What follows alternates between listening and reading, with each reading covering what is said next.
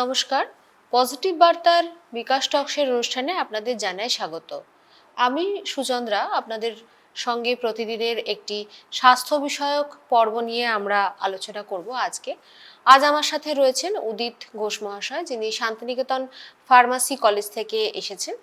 উনি শান্তিনিকেতন ফার্মাসি কলেজের একজন শিক্ষক। ওনার সাথে আজ আমরা কথা বলবো, জানবো, শুনবো নীরব রক্ষাকর্তা হিসাবে ফার্মাসিস্টরা হসপিটালে ঠিক কী ভূমিকা পালন করেন। উদিত বাবুকে আমাদের স্টুডিওয়ে জানাই অনেক অনেক স্বাগত। নমস্কার। যেটা জানতে চাইবো সেটা হচ্ছে শান্তিনিকেতন ফার্মাসি কলেজ, এই কলেজে কি ভর্তির প্রক্রিয়া আরম্ভ হয়ে গেছে?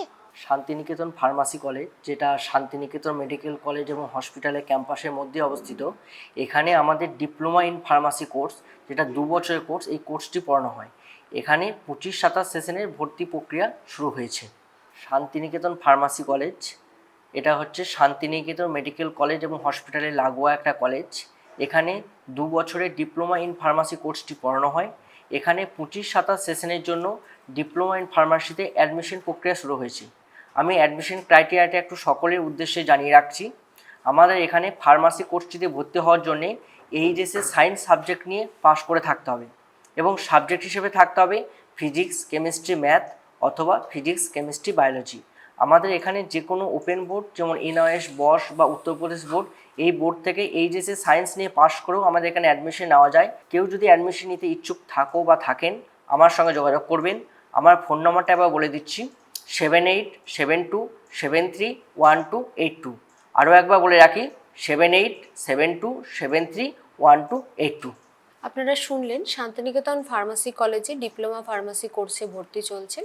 উদিতবাবু ওনার ফোন নাম্বার দিয়েছেন। যারা আগ্রহী ডিপ্লোমা ফার্মাসি কোর্সটিতে পড়তে চাইছেন তারা ওনার সঙ্গে যোগাযোগ করতে পারবেন।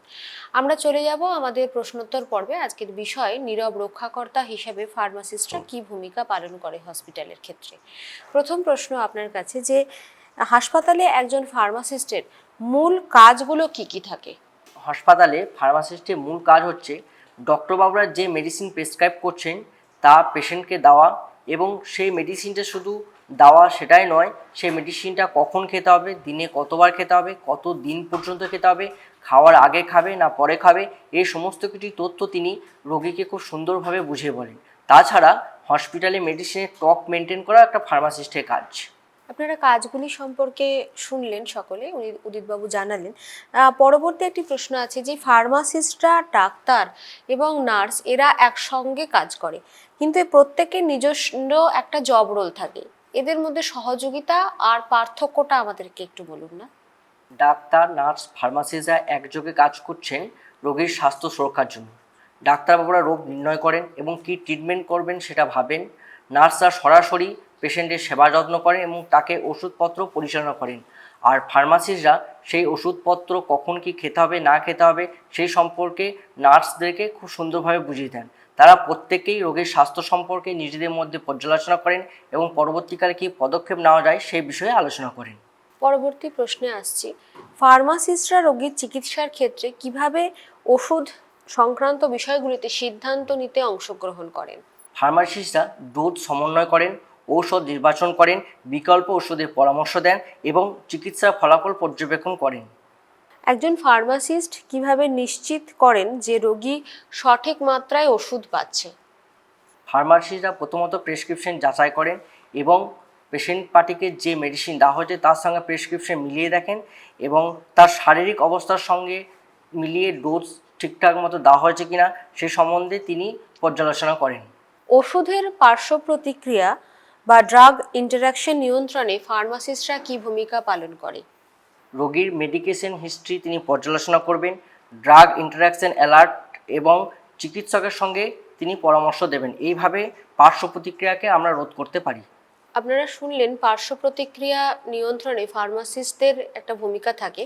ওষুধগুলির সঠিক যে সিলেকশন এবং ড্রাগ ইন্টারাকশন প্রক্রিয়া সেটা আদৌ হচ্ছে কিনা বা হলে তা কতটা ক্ষতিকারক সেগুলি ফার্মাসিস্টরা কিন্তু রোগীকে বা তার পরিবার পরিজনকে বুঝিয়ে দেন। আইসিইউ বা ক্যান্সার ওয়ার্ডের ক্ষেত্রে ফার্মাসিস্টদের কাজ কতখানি গুরুত্বপূর্ণ এবং জটিল সেটা একটু ব্যাখ্যা করে দেবেন। উচ্চ মাত্রায় ঔষধ ব্যবহারের ক্ষেত্রে ফার্মাসিস্টরা অত্যন্ত গুরুত্বপূর্ণ ভূমিকা পালন করেন। কোন সময়ে ওষুধ দিতে হবে এবং কতটা মাত্রায় দিতে হবে এবং সঠিক সময়ে ওষুধ প্রদান করেন তিনি আইসিইউ বা ক্যান্সার ওয়ার্ডে।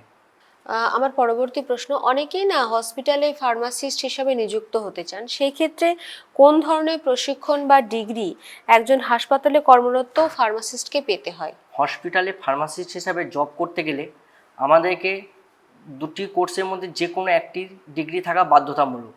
ডিগ্রি দুটি হচ্ছে ডি ফার্ম বা ডিপ্লোমা ইন ফার্মাসি, যেটা হচ্ছে 2 বছরের কোর্স, এবং আরেকটি হচ্ছে বি ফার্ম বা ব্যাচেলর ইন ফার্মাসি, যেটা 4 বছরের কোর্স। এই দুটি কোর্সের মধ্যে যে কোনো একটি কোর্স করে আমরা যদি হসপিটাল ট্রেনিং করে থাকি তাহলে আমরা খুব সহজেই হসপিটালে ফার্মাসিস্ট হিসেবে যুক্ত হতে পারবো।